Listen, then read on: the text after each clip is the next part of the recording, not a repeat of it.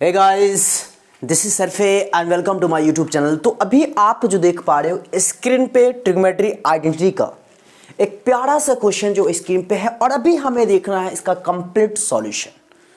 तो मैं इस वीडियो में आपको ये बताने वाला हूं कि इस क्वेश्चन का सॉल्यूशन कैसे किया जाता है। मतलब यूं कहे तो क्वेश्चन को अटेम्प्ट करना सिखाएंगे कि क्वेश्चन मेरे को गिवन में क्या दे रहा है और हमें प्रूव क्या करना है। क्योंकि मैं बार बार यही कहता हूं कि बच्चे ये नहीं समझ पाते कि मेरे को क्या दे रहा है और हमें जो प्रूव करना है वहां तक कैसे पहुंचा जाए। तो इस वीडियो में सारी बातें बताने वाला हूं। तो बस कंडीशन है कि हमारे साथ बने रहिएगा। इट मींस दैट वीडियो को एंड तक देखिएगा और फिर हमारे साथ लुत्फ उठाइए। आइए देखते हैं क्वेश्चन क्या है। If 1 plus sine square theta equal 3 sine theta into cos theta, prove that tan theta equal 1 और 1/2। मैं फिर से बताना चाहूंगा क्वेश्चन क्या है। 1 plus sine square theta equal 3 sine theta into cos theta, then prove that tan theta equal 1 और 1/2। तो जरा सोचिए कि मेरे को गिवन में इतना टर्म है और हमें जो प्रूव करना है tan थीटा इक्वल 1 और 1/2। मतलब समझ में बात आ रही है क्या कह रहा है। देखिए, सबसे पहली बात तो मेरे को गिवन क्या है, 1 plus sine square theta that equal 3 sine theta into cos theta.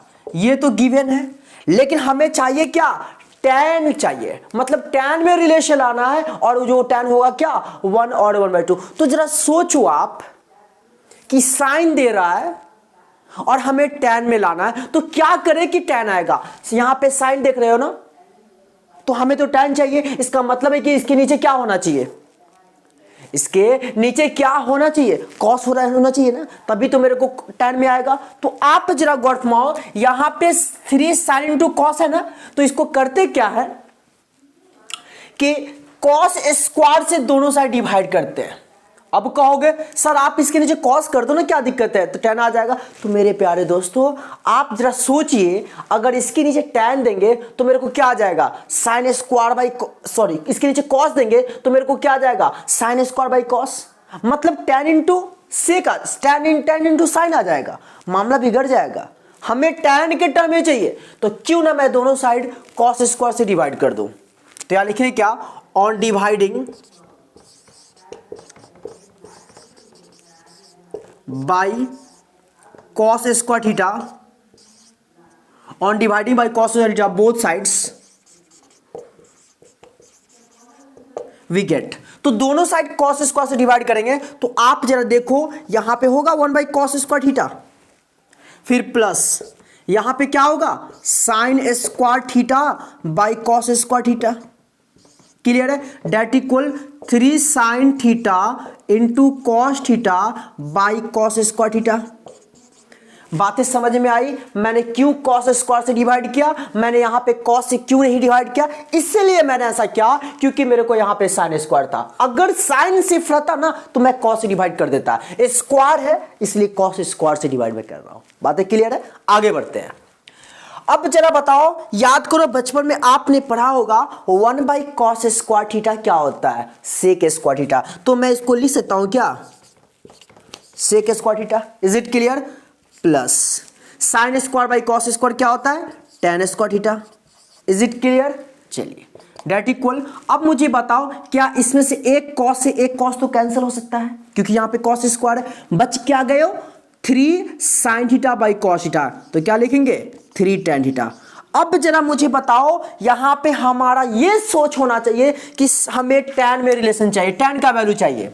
मतलब ये सारा का सारा टर्म ना tan में आना चाहिए। तो मतलब यह कि ये जो आप देख पा रहे हो सेक स्क्वायर, इसको भी हमें क्या करना होगा, tan के टर्म में लाना होगा। तो याद करो बचपन में आपने कभी पढ़ा होगा 1 plus tan square theta equal sec square theta, ये आपने बचपन में कहीं पढ़ा होगा। तो आप मुझे बताओ, इस सेक स्क्वायर को मैं लिख सकता हूं क्या, 1 प्लस tan स्क्वायर थीटा, फिर प्लस यहां पे tan स्क्वायर थीटा और that equal 3 tan theta. Clear है बातें। अब बताओ tan square plus tan square, मैं इसको लिख देता हूं क्या, 2 tan स्क्वायर थीटा। बातें समझ में आ रही है। फिर क्या है, इस 3 tan को आप लेफ्ट साइड लाओगे तो साइड चेंज साइन चेंज, तो 3 tan थीटा माइनस में और यहाँ ऑलरेडी आपका +1 है, डेट इक्वल टू 0। अब मुझे बताओ ये जो देख पा रहे हो ये हमारा किस फॉर्म में आ गया, क्वाड्रेटिक इक्वेशन के फॉर्म में आ गया। देखिए तो जरा ax² + bx + c = 0। और याद करो बचपन में आपने पढ़ा होगा किसी क्वाड्रेटिक इक्वेशन को सॉल्व करने का तरीका, या तो आप वहां पे श्रीधर चार्ज फॉर्मूला अप्लाई कर सकते हो, या आप मिडिल टर्म फैक्टराइजेशन से सॉल्व कर सकते हो, या आप कंप्लीटिंग स्क्वायर मेथड से सॉल्व कर सकते हो। तो मेरे प्यारे दोस्तों मैं आपको बताना चाहूंगा चीप एंड बेस्ट मेथड जो होता है जनरली हम लोग किसी कैलकुलेशन को सॉल्व करने के लिए इस्तेमाल जो करते हैं वो होता है मिडिल टर्म फैक्टराइजेशन। सो यहां पर भी मैं मिडिल टर्म फैक्टराइजेशन कर tan का वैल्यू ऑब्टेन करूंगा और देखूंगा कि हमें जो प्रूव करना है वो आ रहा है या नहीं आ रहा है। मतलब कहने का सेंस है आना तो चाहिए। चलिए तो यहां बात इतना क्लियर है। अब मैं यहां पे करने वाला हूं क्या, यहां लिख रहा हूं जो गौर फरमाइए। देखिए क्या है, 2 tan square theta minus 3 tan theta plus 1 equal to 0। अब यहां पे ये टर्म है तो आप मुझे बताओ क्या करते हैं मिडिल टर्म फैक्टराइजेशन में, फर्स्ट टर्म को लास्ट से मल्टीप्लाई करते हैं और मिडिल वाला टर्म जो आप देख पा रहे हो उसके लिए 2 डिजिट हम लोग इस प्रकार सिलेक्ट करते हैं कि मल्टीप्लाई करने पर लास्ट पर आ जाए और जोड़ने या घटाने पर हमारा मिडिल वाला टर्म आ जाए। तो आप मुझे बताओ 2 को 1 से मल्टीप्लाई करोगे 2 होगा और tan स्क्वायर है तो लिखेंगे क्या, मतलब मल्टीप्लाई करने पर मेरे को आना चाहिए 2 tan स्क्वायर थीटा, है ना। चलिए और जोड़ने घटाने पर -3 tan आना चाहिए, उसके लिए 2 डिजिट। तो आप खुद सोच सकते हो कि इसको सर आप ऐसा कर लो ना, 2 tan square theta -2 tan theta और -1 tan theta plus 1 equal to 0। क्या आप ऐसा लिख सकते हो, -2 tan -3 tan और -2 tan into -10 that equal +2 tan square theta. Is it clear.